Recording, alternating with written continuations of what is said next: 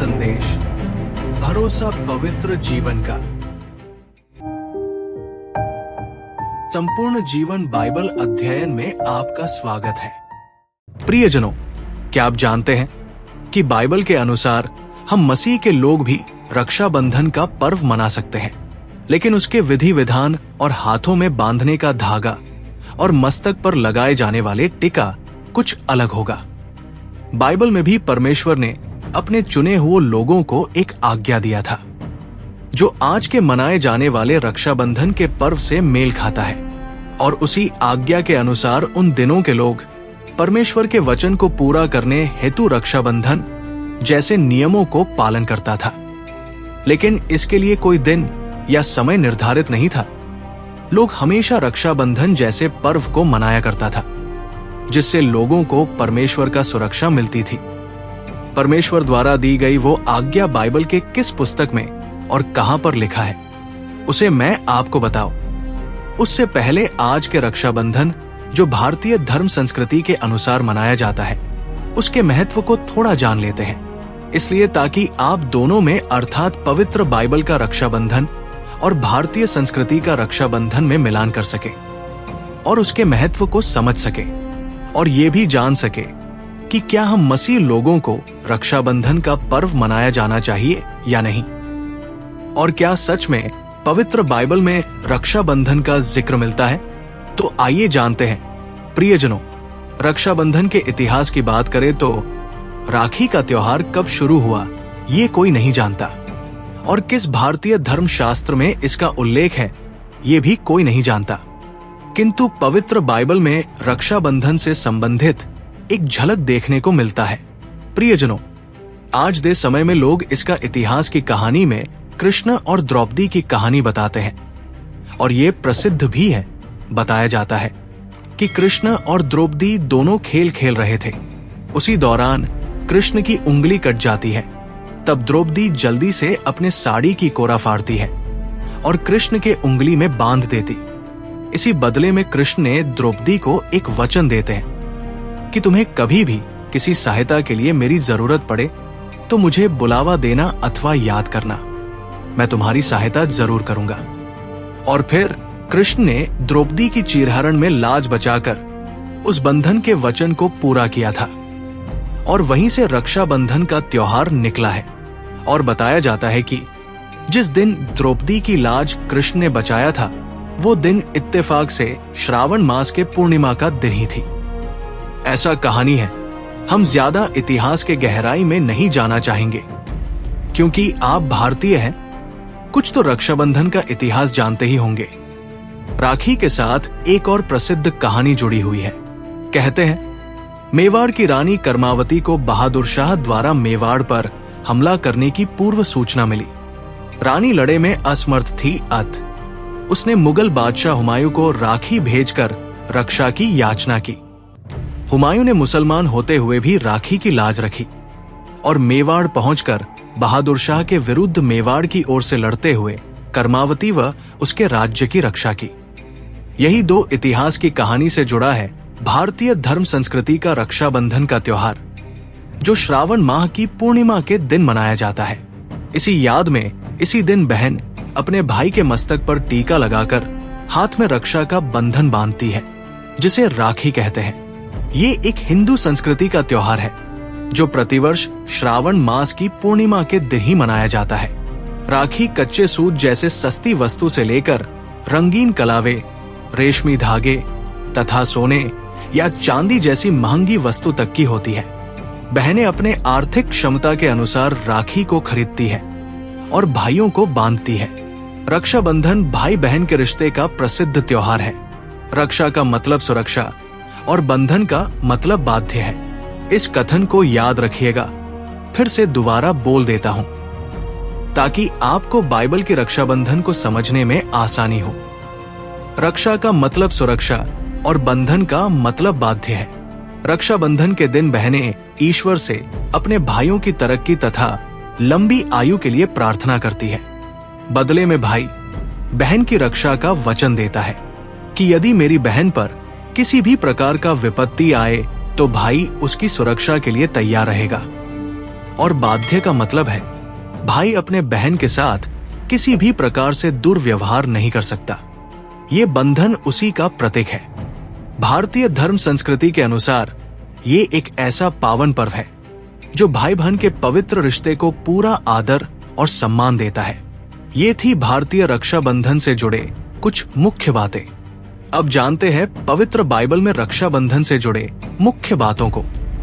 प्रियजनों, परमेश्वर ने अपने चुने हुए लोगों को एक आज्ञा दिया था कि परमेश्वर के वचनों को एक पट्टी पर लिखकर अपने हाथों के कलाई पर बांधना और अपने दोनों आंखों के बीच में अर्थात मस्तक पर वचन का टिका लगाना। ऐसा इसलिए ताकि तुम लोगों को अपने परमेश्वर के सामर्थी कार्य और वचन स्मरण रहे। इससे तुम बुराई करने से बचे रहोगे। व्यवस्था विवरण अध्याय 6 वचन 6 से 8 और 12 में लिखा है 6। और ये आज्ञाएं जो मैं आज तुझको सुनाता हूं वे तेरे मन में बनी रहें। वचन 7। और तू इन्हें अपने बाल बच्चों को समझाकर सिखाया करना और घर में बैठे, मार्ग पर चलते, लेटते, उठते इनकी चर्चा किया करना। वचन 8। और इन्हें अपने हाथ पर चिन्ह के रूप में बांधना और ये तेरी आंखों के बीच टीके का काम दे। अब वचन 12। तब सावधान रहना, कहीं ऐसा न हो कि तू यहोवा को भूल जाए जो तुझे दासत्व के घर अर्थात मिस्र देश से निकाल लाया है। ये आज्ञा परमेश्वर ने अपने लोगों को दिया था, इसलिए ताकि लोगों को इस बात का ख्याल रहे कि हम परमेश्वर का जन है जो हमें हर एक कठिनाइयों और समस्याओं में सुरक्षा प्रदान करता है। ये एक प्रतीक था परमेश्वर के कार्य को याद रखने का और बुराई करने से बचे रहने का।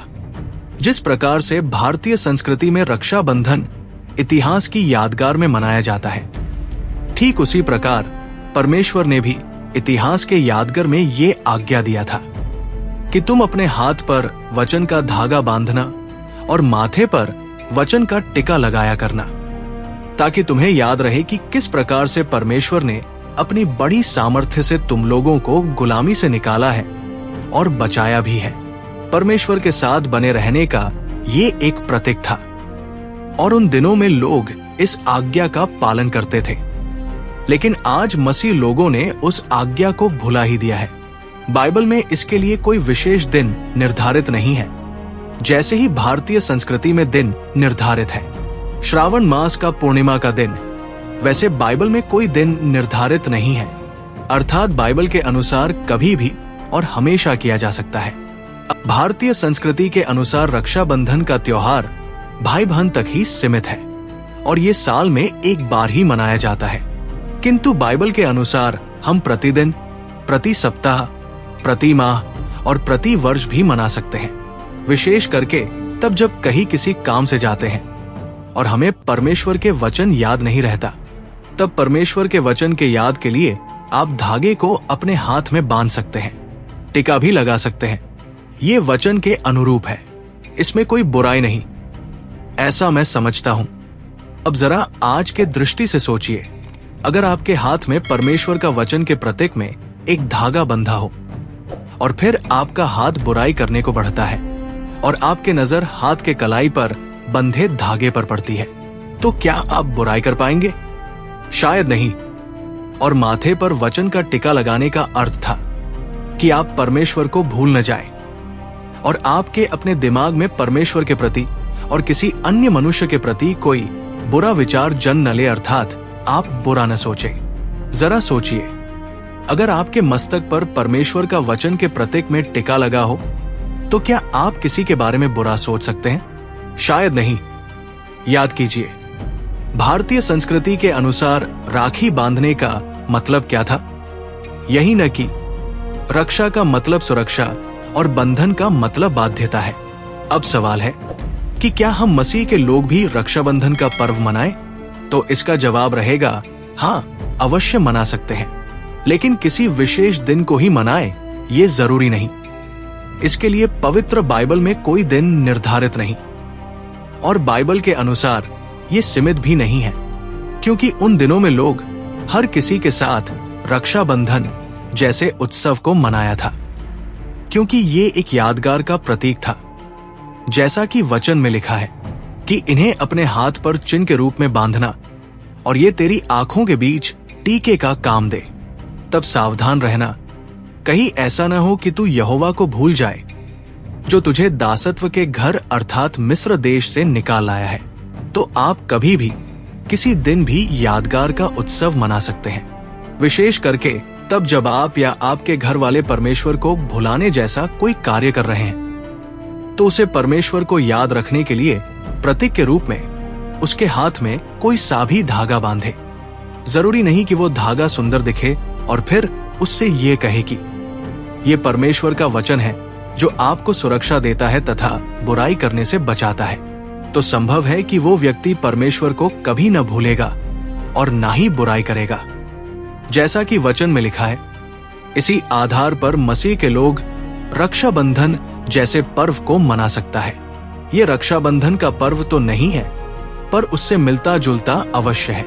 अगर आप परमेश्वर के कार्यों तथा वचनों को यादगार के रूप में अपने हाथों पर किसी धागा को बांधते हैं, तो क्या ऐसा करने से आपके विश्वास पर कोई विपरीत प्रभाव पड़ता है?